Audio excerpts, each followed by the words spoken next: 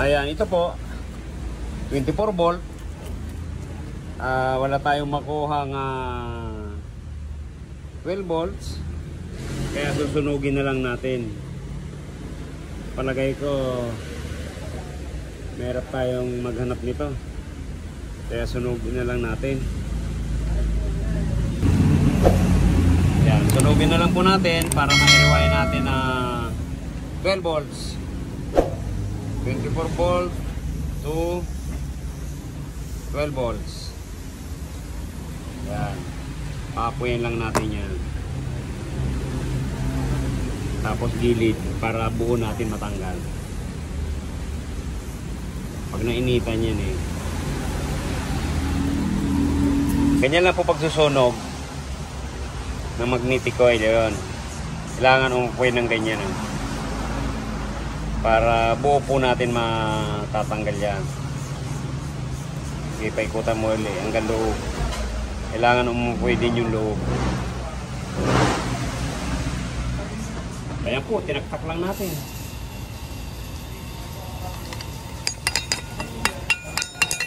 Ayan, okay.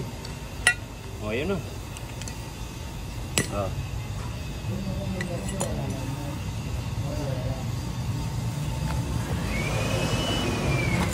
Okay, ayan, pakilinis. Meron pa yung ground. Ayan. Okay. Ayan. Buo natin natanggal. Hindi mahirap paklasin.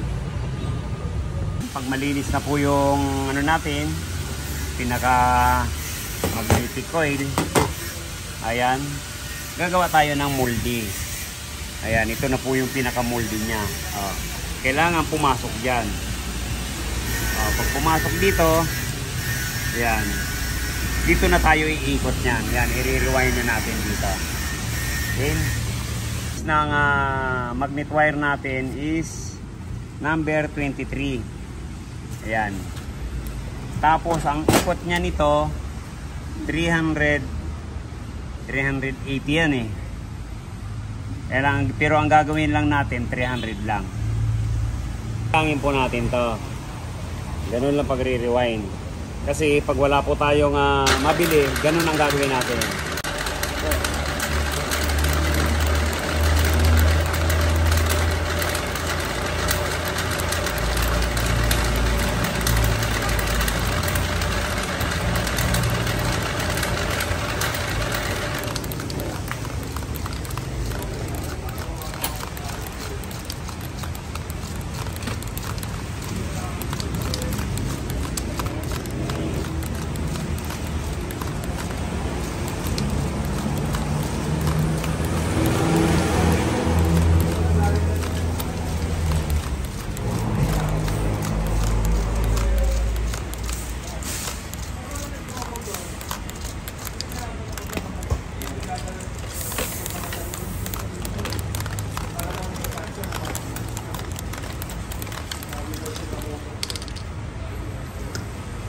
Minuto lang.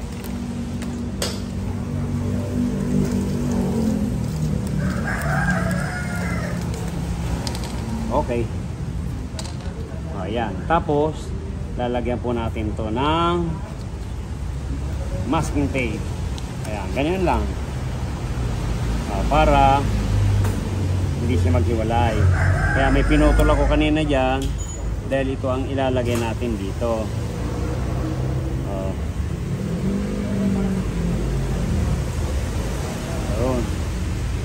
Tapos dito sa loob.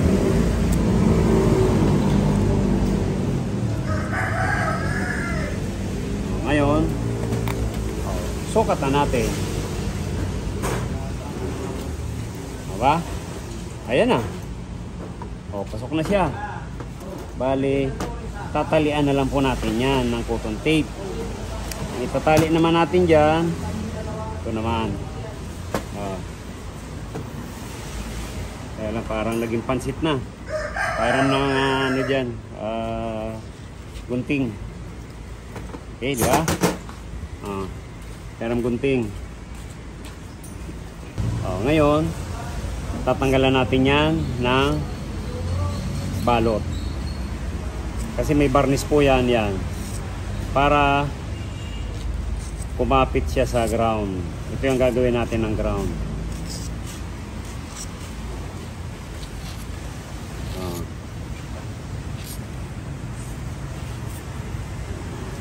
Tapos ito naman yung pinakalinya niya.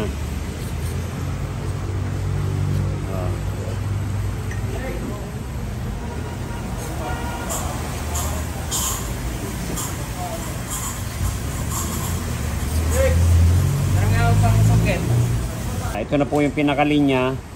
Ayan. Ito na yung ipupulupot natin dito. Pagkatapos hihinangin natin to.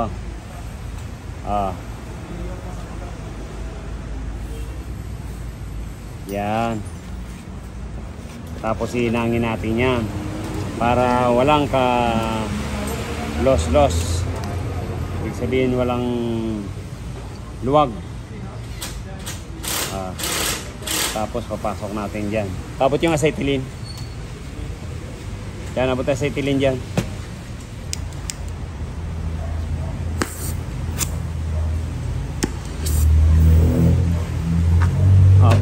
Sige. Okay. Pag mga ganito po, kasi nung araw, mahina pa yung car aircon, nagre-rewind pa ako ng mga induction motor. Ganito lang po ang pag-ano ko niyan. Yan, diba? Kaysa maghinang ka niyan, napakatagal. Ganun lang. Pinadikitan natin yan. Luto na yung dulo. Ganun lang po. Diba? Yan, luto na yan. Okay. Masking tape. Saka natin lalagyan ng spaghetti. Ang tawag po dito, yan, spaghetti tawag dyan. Hindi yung pababa Yun Para pag nilagay natin dyan, diba? Ayos. Saka natin palalabasin po natin yan dyan. Ayan, papasok na po natin dito sa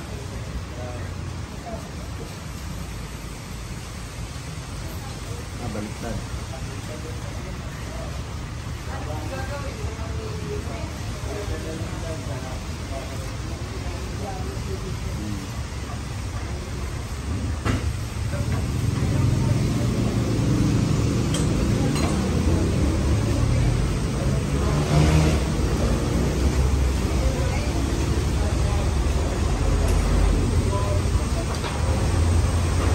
Ayan, ito yung linya, ito yung isa ground, yan.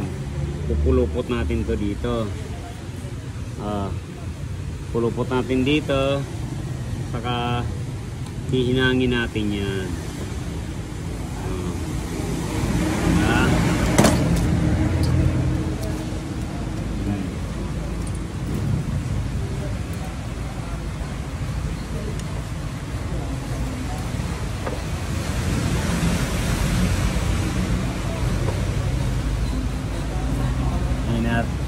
Hihinangin natin para walang sablay. Tapos saka titistingin natin. Tapos lalagyan na lang natin to ng epoxy. Yan. Ayan pong trabaho niyan. Kaya minamagnet niya yung clutch. Pero pag binitawan ko, ayun, laglag.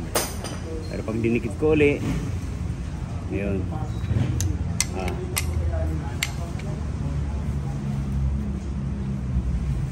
Ayan, epoxy na lang natin to para maikabit na doon. Ito po kasi 24 volt. Ginawa natin ng 12 volts. Okay. Ayan, dito natin halo. Dito natin halo yun. Ayan. Halo, halo, halo.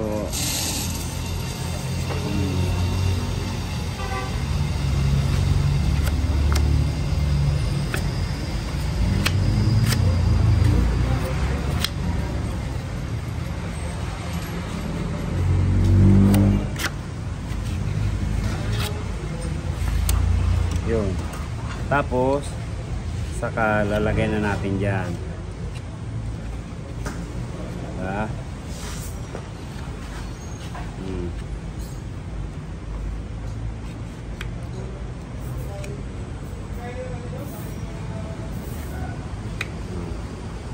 Sana magkasya ng isa.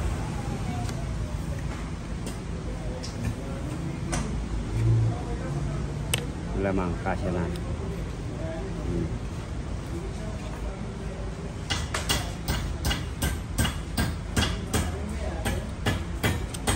Yun. Yan, simutin natin.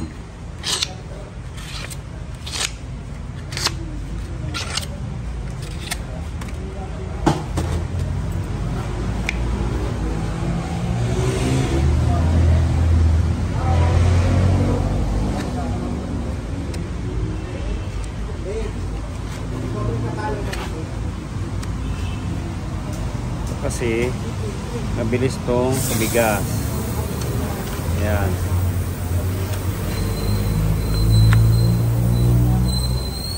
Ayan, sisimutin na lang natin yung isa na yan. Pwede na yan dito. Kasya na yan.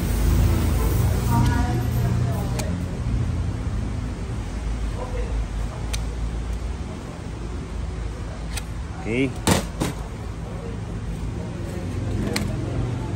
Ayan na. Yan. Check po natin, check po natin. Dikit mo dito, dikit mo.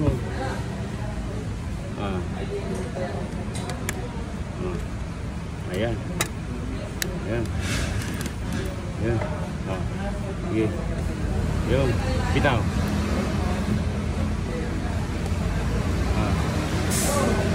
Ayan. Yun, laglag. Okay, sige. Ibo na. Yun.